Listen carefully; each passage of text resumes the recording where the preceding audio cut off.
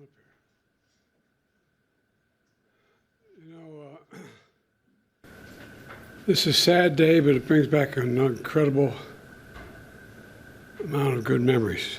Today, America and the world, in my view, lost a remarkable leader. He was a statesman and humanitarian. And Jill and I lost a dear friend. I've been hanging out with Jimmy Carter for over 50 years, it dawned on me. And I had countless conversations over those years. And I always would be proud to say that he used to kid me about it, that I was the first national figure to endorse him in 1976 when he ran for president. There was an overwhelming reason for it, his character. What I find extraordinary about Jimmy Carter, though, is that millions of people all around the world, all over the world, feel they lost a friend as well, even though they never met him. And that's because Jimmy Carter lived a life measured not by words, but by his deeds. Just look at his life's work. He worked to eradicate disease, not just at home, but around the world. He forged peace, advanced civil rights, human rights, promoted free and fair elections around the world. He built housing for the homeless with his own hands. And his compassion and moral clarity lifted people up and changed lives and saved lives all over the globe. Jimmy Carter was just as courageous in his battle against cancer as he was in everything in his life. Cancer was a common bond between our two families, as in many other families. And our son Bo died. When he died, Jimmy and Rosalind were there to help us heal. Jimmy knew the ravages of the disease too well. He lost his father, his brother, his sisters to this terrible disease. So when Jimmy was diagnosed, we did our best to comfort him. We met with him down in Plains. We met with him, anyway.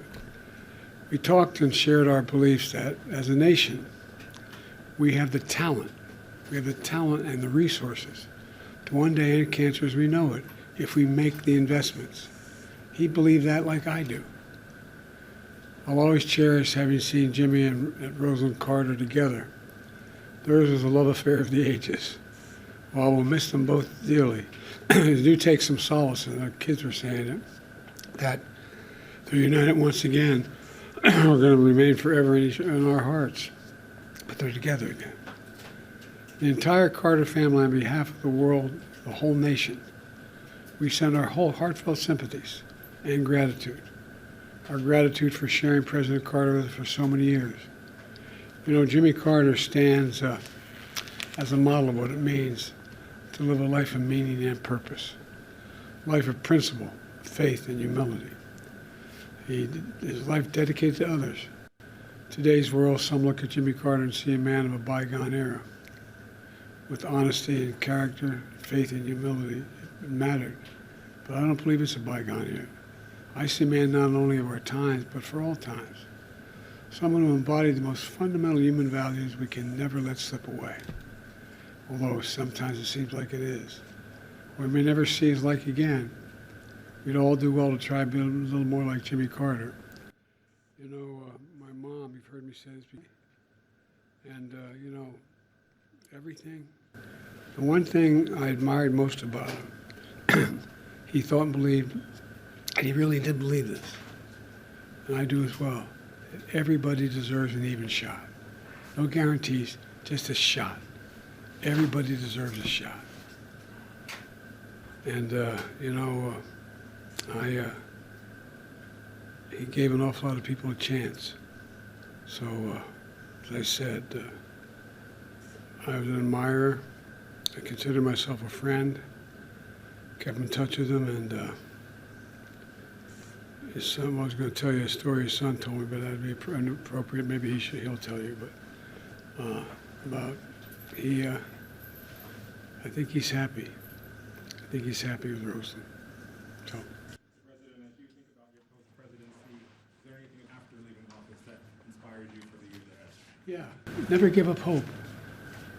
Never give up hope. I mean it from the bottom of my heart. So much negativism out there. I know you're tired of hearing me say it over the last 4 years. But folks, there's nothing beyond our capacity. Nothing beyond our capacity. if we do it together. And I mean it. I mean it. And he believed it. I don't know. I think that what Jimmy Carter is an example of is just simple decency. Simple decency. And I think that's what the rest of the world looks to America for. So what members of the family have you spoken to? Everybody deserves a shot. Everybody. Can you imagine Jimmy Carter walking by someone who needs something and just keep walking? Can you imagine Jimmy Carter referring to someone by the way they look or the way they talk? I can't. I can't. You know, I think the end of the deal here is that one of the reasons